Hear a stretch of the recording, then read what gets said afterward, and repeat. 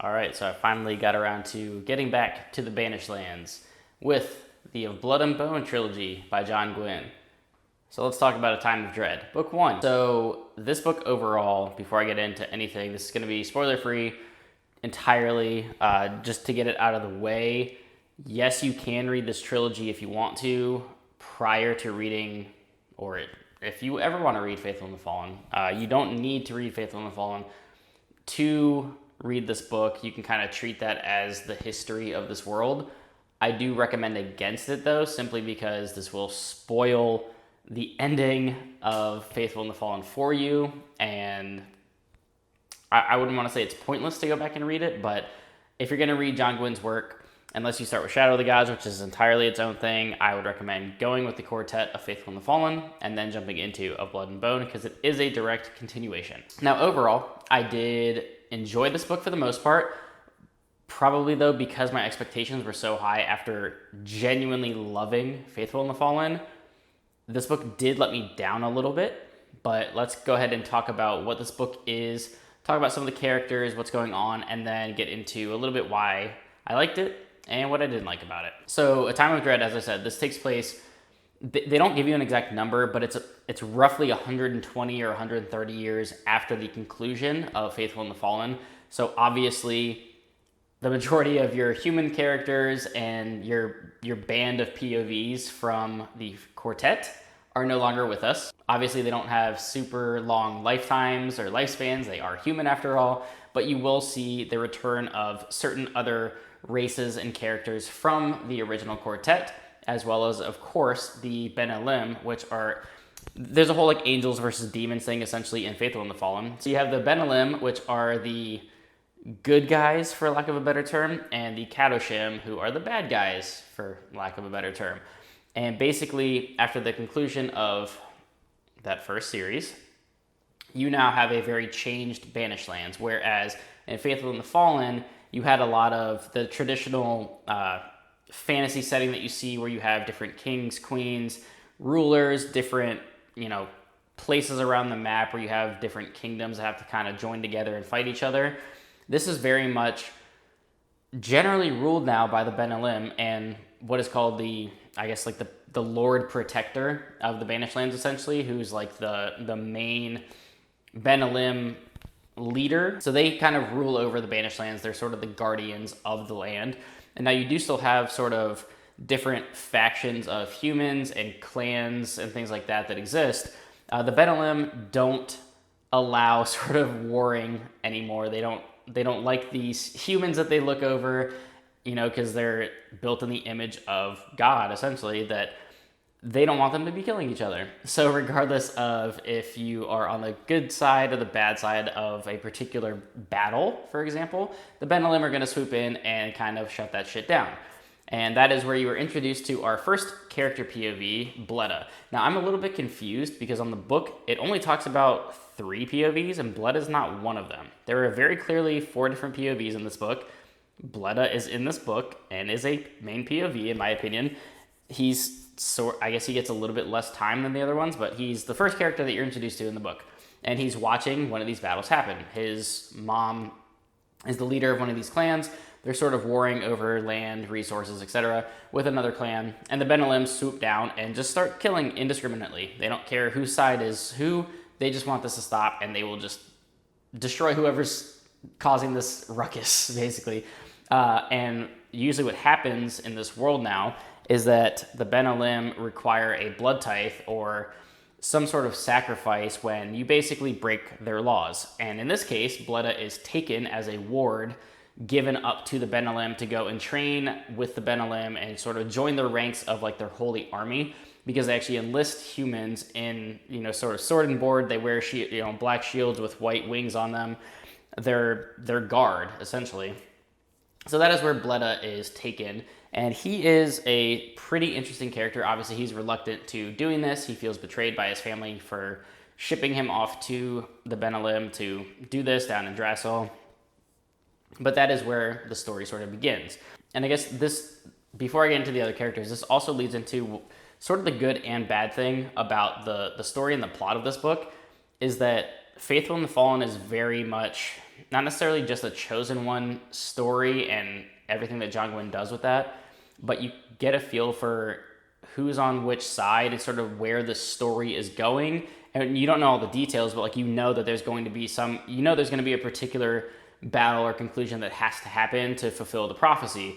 In this book, you're not quite just dropped into the middle of it, but it's a little bit more ambiguous as to what is happening, like what the true nature of the story is going to be.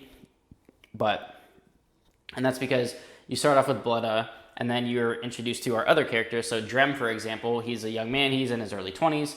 He spends a lot of time with Olin, his father. They're up north in the Banished Lands. They're trappers, so they're out in the cold. They're hunters, gatherers, and all the northerners go on these long sort of expeditions to go hunting and gather resources and come back. And early on in their story, a gigantic bear, because there's freakishly sized creatures in these books, sort of attacks the village, and they have to deal with that. What I ended up finding most interesting about Drem, as he was probably my favorite character of the 4 POVs, is that he seemed the most realized, and I think John Gwynne gave him the most love and care into this character because he based a lot of it off of his son Will. And in our chat with him, when we did our collaboration on Shadow of the Gods and other Faithful and the Fallen discussions, he joined us for Wrath when we actually talked to him, and then we talked with his kids for Shadow of the Gods. We learned a lot about him and his family and him as a writer, and we had to ask him, what characters did you base off of family members? And he told us, a lot about Drem and his son Will and how he pulled a lot of his character from his son. So that was really cool. And that's honestly why I felt the most connected to this character, because you have that real life comparison and you could see the love that he put into it. You also have Riv, who is a hot-headed southerner that's trying to be a warrior. She is very much driven by her goal of joining that honor guard to protect the Benelim. That is her sole purpose of this book, is she wants to join the ranks of this military force. She, of course, has, struggles throughout, similar to, how Corbin does in The Faithful and the Fallen. But her character, the reason I was the least attached to her storyline is because it really focused on she just wants to be part of this army. And it felt kind of one note to me for the most part. It does get better later, as you learn more about her, but for a long time, she just kind of reminded me of like Tao or Rin, where she's hot-headed, she gets triggered really easily. She just wants to fight and bash things with her fists to sort of solve her problems, and she's not always thinking very clearly. And her overall story just was sort of the least interesting to me. And then, of course, you do have a familiar face in Sig. So now, if you have not read Faithful and the Fallen, you don't know who Sig is, but she is a giantess from the original series who you start to learn more about towards the latter part of that series, and she returns here as a main POV. And she is, since, she's over 100 years old, she's a giant, they live longer, she is actually hunting the Kadoshim, and you get a lot of the sort of, I guess, not comparisons, but like callbacks to The Faithful and the Fallen, you get through Sig's POV chapters because she has that experience with the original cast of characters. So I did find that pretty interesting with her as well. I think Drem and Blooda have the best stories in this book. The reason I didn't love this book is because of the 4 POVs, I didn't like all of them all that much. Drem stands out as the best of the 4 in my opinion. But beyond the POV characters, which, your mileage is going to vary, this book sincerely lacks a compelling villain.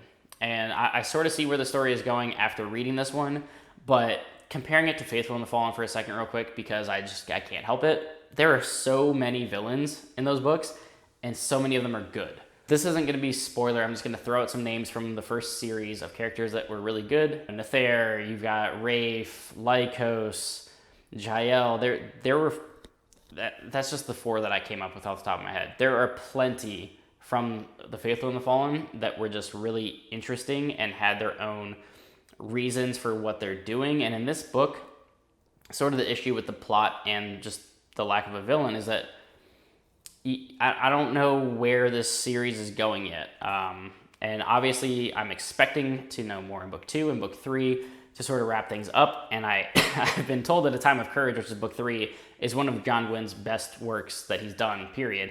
So I am looking forward to it. I'm just a little bit curious about where this is going, because it does sort of seem a little bit more up in the air. I don't really know. If you're familiar at all with, John Gwynne's prose style or pacing, these books go quick. He is incredibly good with action.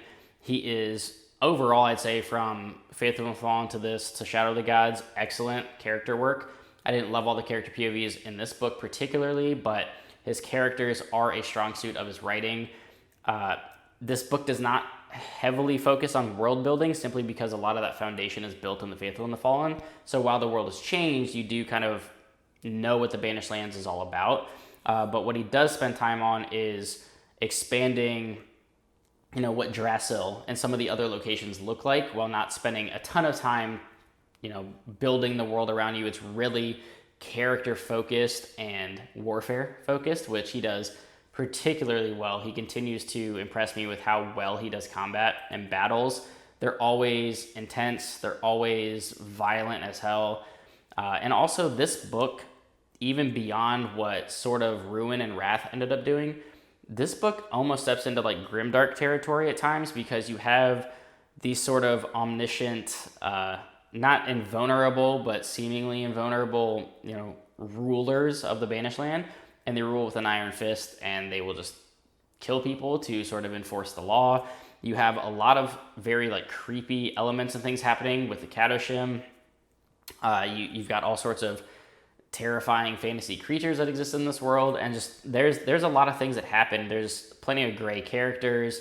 There's a lot of intense moments and honestly kind of horror moments in this book. So this does get pretty dark, and that's probably why it's called A Time of Dread. It does fit the title. So A Time of Blood, I'm sure there's going to be a lot of fighting.